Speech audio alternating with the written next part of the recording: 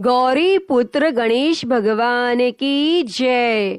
श्री लक्ष्मी नारायण भगवान की जय। श्री शंकर पार्वती भगवान की जय। बोलिए श्री शिवाय नमस्तुभ्यम। प्रिय भक्तजनों, आप सभी को माघ पूर्णिमा की हार्दिक शुभकामनाएं। पूर्णिमा का दिन भगवान श्री हरि नारायण और माता लक्ष्मी को समर्पित होता है। हमारे शास्त्रों में बताया गया है कि श्री सत्यनारायण व्रत कथा का पाठ करने से व्यक्ति को 1000 यज्ञ करने के बराबर पुण्य फल की प्राप्ति होती है। सत्यनारायण भगवान व्रत कथा में भगवान विष्णु के सत्य स्वरूप के बारे में बताया गया है। इस व्रत का पाठ करने से घर में सुख समृद्धि का वास होता है और भगवान विष्णु की कृपा हमेशा बनी रहती है। प्रिय भक्तों, हमारे शास्त्रों के अनुसार हर महीने पड़ने वाली पूर्णिमा के दिन श्री सत्यनारायण भगवान की कथा सुनना या अपने घर में श्री सत्यनारायण भगवान की पूजा करवाना बहुत ही शुभ माना जाता है। इससे भगवान श्री हरि विष्णु और माता लक्ष्मी की कृपा सदैव सभी पर बनी रहती है। तो आज हम इस पूर्णिमा के अवसर पर श्री सत्यनारायण भगवान की संपूर्ण व्रत कथा सुनेंगे। तो आप सभी भक्तजन बड़ी ही श्रद्धा, ध्यान पूर्वक और प्रसन्न चित्त मन से भगवान श्री हरि विष्णु जी के कमल चरणों का ध्यान करते हुए इस कथा को सुनिए। तो सभी प्रेम से बोलिए श्री सत्यनारायण भगवान की जय। सर्व देवी देवता की जय। एक बार नैमिषारण्य में तपस्या करते हुए शौनकादिक ऋषियों ने सूत जी से पूछा कि जिसके करने से मनुष्य मनोवांछित फल प्राप्त कर सकता है, ऐसा व्रत या तप कौन सा है।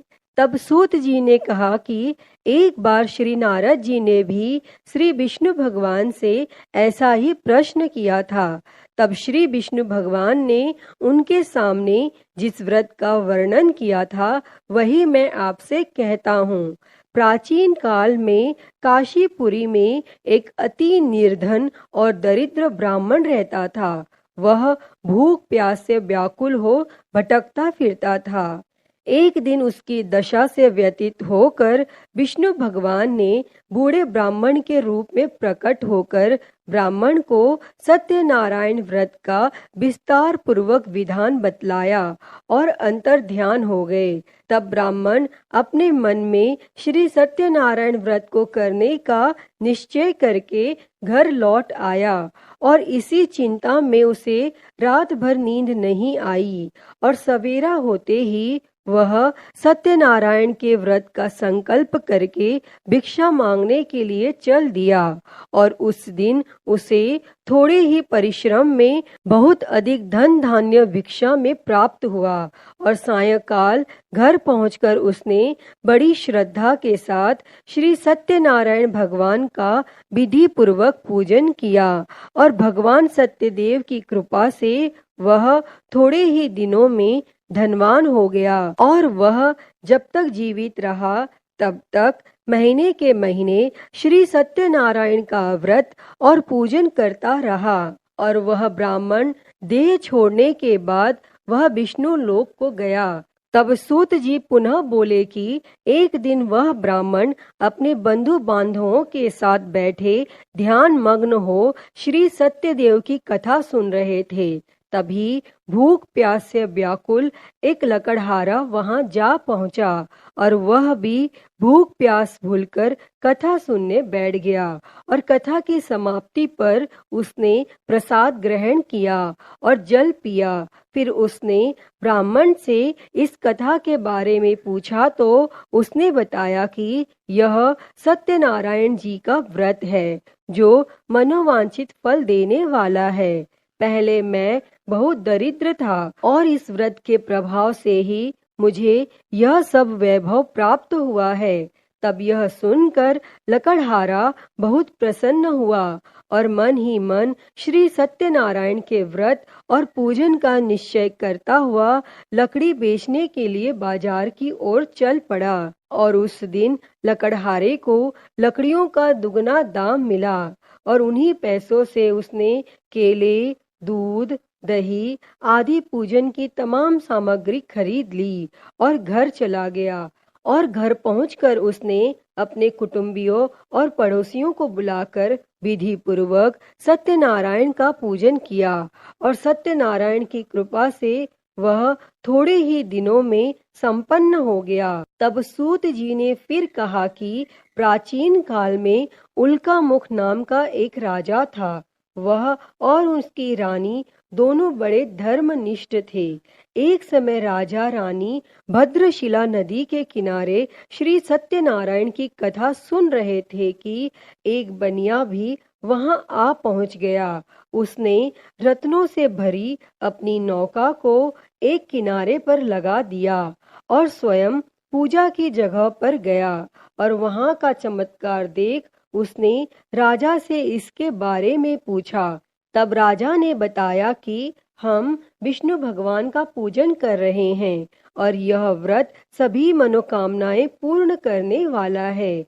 तब राजा के ऐसे वचन सुन और प्रसाद पा बनिया अपने घर चला गया और घर पहुंचकर उसने अपनी पत्नी से व्रत का सब वृत्तांत कहा और संकल्प किया कि मैं भी संतान होने पर यह व्रत करूंगा। और उसकी पत्नी का नाम लीलावती था और सत्यदेव की कृपा से वह कुछ ही दिनों बाद गर्भवती हो गई और 10 महीने पूरे होने पर उसने एक कन्या को जन्म दिया।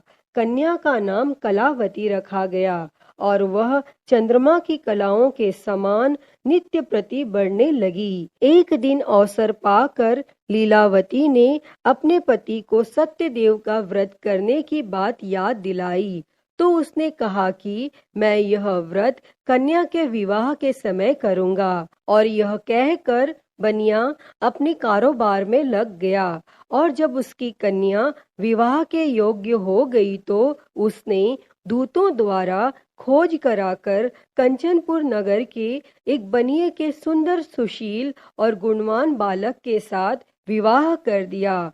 फिर भी बनिए ने सत्यनारायण का व्रत नहीं किया और इससे श्री सत्यनारायण अप्रसन्न हो गए। और कुछ दिनों बाद बनिया अपने दामाद को साथ लेकर समुद्र के किनारे रत्नसारपुर में व्यापार करने लगा। एक दिन रत्नसारपुर के राजा चंद्रकेतु के खजाने से चोरों ने बहुत सा धन चुरा लिया। तब राजा के सिपाही चोरों का पीछा कर रहे थे। चोरों ने जब देखा कि सिपाहियों से बचना कठिन है तो उन्होंने राजकोष से चुराए हुए तमाम धन को एक जगह फेंक दिया और स्वयं भाग गए। और वहीं बनिए का डेरा था और सिपाही चोरों को ढूंढते हुए उसी जगह पहुंच गए और उन्होंने दोनों बनियों को चोर समझकर पकड़ लिया। तब राजा ने दोनों बनियों को जेल में डालने का आदेश दिया और उनका धन कोष में जमा करा दिया। और यहाँ श्री सत्यदेव के कोप से लीलावती और कलावती भी बड़े दुख से दिन काट रही थी। एक दिन कलावती भूख प्यास से बहुत व्याकुल होकर एक मंदिर में चली गई। वहाँ श्री सत्यनारायण की कथा हो रही थी और वहीं बैठकर उसने कथा सुनी और प्रसाद लेकर रात होने पर घर पहुंची। तब माता के देरी का कारण पूछने पर उसने सब बात कह दी। उसकी बात सुनकर लीलावती को अपने पति की भूली बात याद आ गई और उसने श्री सत्यदेव के व्रत का निश्चय किया और उसने अपने बंधु बांधवों को बुलाकर श्रद्धा पूर्वक कथा सुनी और विनम्र भाव से प्रार्थना की कि मेरे पति ने संकल्प करके जो आपका व्रत नहीं किया उसी से आप अप्रसन्न हुए थे। अब कृपा करके उसका अपराध क्षमा करें। लीलावती की प्रार्थना से श्री सत्यदेव प्रसन्न हो गए और उसी रात्रि में श्री सत्यदेव ने राजा चंद्रकेतु को स्वप्न में दर्शन देकर कहा कि प्रातः काल होते ही दोनों बनियों को जेल से छोड़ दो और उनका सभी धन उन्हें लौटा दो, वरना पुत्र और पौत्र समेत तुम्हारा राज नष्ट हो जाएगा। और इतना कहकर श्री सत्यदेव तो अंतर ध्यान हो गए और राजा ने भी सबेरा होते ही दोनों बनियों को मुक्ति का आदेश दिया और साथ ही उनका धन उन्हें लौटा दिया और बहुत सम्मान पूर्वक उन्हें विदा किया।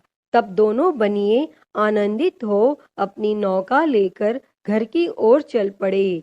तभी श्री सत्यनारायण भगवान सन्यासी के वेश में उनके समीप आए और बोले कि तुम्हारी नौका में क्या है? तब बनिए ने हंसते हुए उत्तर दिया कि नौका में लता पत्रों के सिवाय और कुछ भी नहीं है। यह सुनकर दंडी स्वामी ने कहा कि तुम्हारा वचन सत्य हो। तब स्वामी के चले जाने पर बनिए ने देखा कि नौका हल्की होकर ऊपर को उठ रही है। तब उसे बड़ा कौतूहल हुआ और जैसे ही देखा कि बेहोश होकर गिर पड़ा। किंतु दामाद ने कहा कि इस प्रकार घबराने से काम नहीं चलेगा, यह सब उन्हीं स्वामी की करामात है।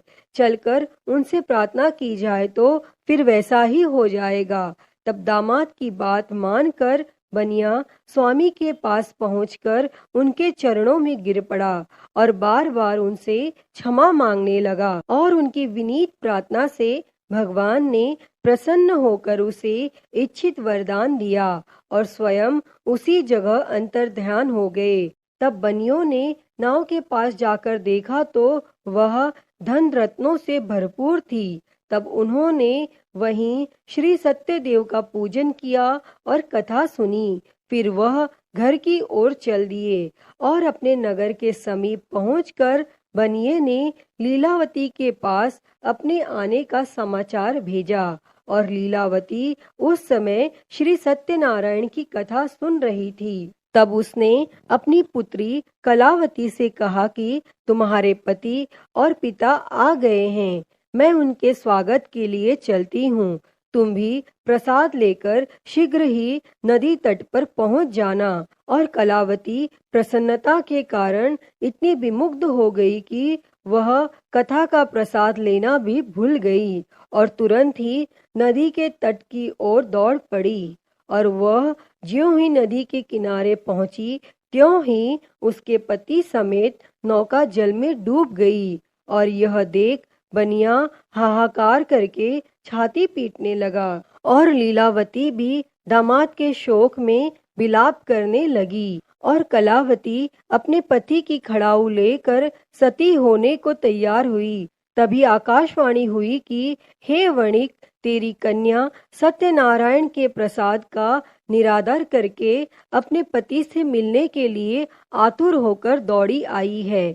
यदि वह प्रसाद लेकर फिर आए तो उसका पति जी उठेगा। और यह सुन कलावती घर की ओर दौड़ पड़ी और श्री सत्यनारायण का प्रसाद लेकर नदी के किनारे आई तो क्या देखती है कि उसके पति समेत नौका जल पर तैर रही है। यह देख बनिया भी प्रसन्न हो गया और अपने घर पहुंच गया। और वह जब तक जीवित रहा तब तक श्री सत्यदेव का व्रत करता तथा श्रद्धा पूर्वक कथा सुनता रहा। इसके पश्चात सूत जी बोले कि एक समय तुंगध्वज राजा शिकार खेलने के लिए वन में गया हुआ था।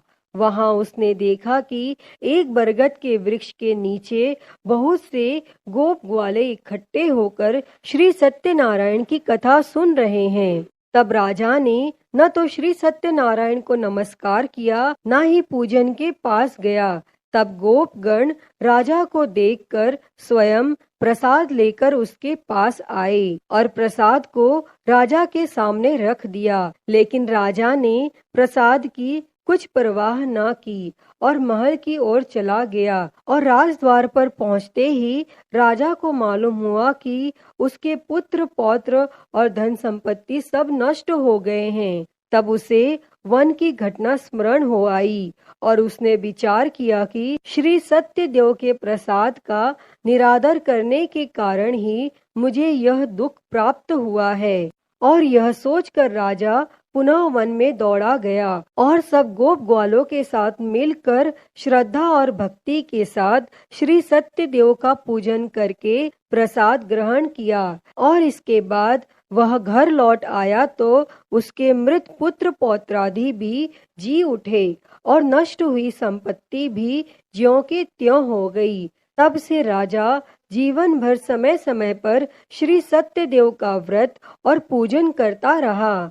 हे श्री सत्यनारायण भगवान जी, इस कथा को कहते, सुनते और हुंकारा भरते पर सदैव अपनी कृपा बनाए रखना। तो बोलिए श्री सत्यनारायण भगवान जी की जय। तो प्रिय भक्तगणों, मैं उम्मीद करती हूँ कि आपको यह कथा पसंद आई होगी और अगर वीडियो अच्छी लगी हो तो इसे लाइक करें, ज्यादा से ज्यादा शेयर करें और कमेंट में सत्यनारायण भगवान की जय लिखना ना भूलें। और हरिहर भक्ति चैनल पर अगर आप नए हैं तो इस चैनल को सब्सक्राइब कर नोटिफिकेशन बेल को जरूर ऑन कर लें। हर हर महादेव। धन्यवाद।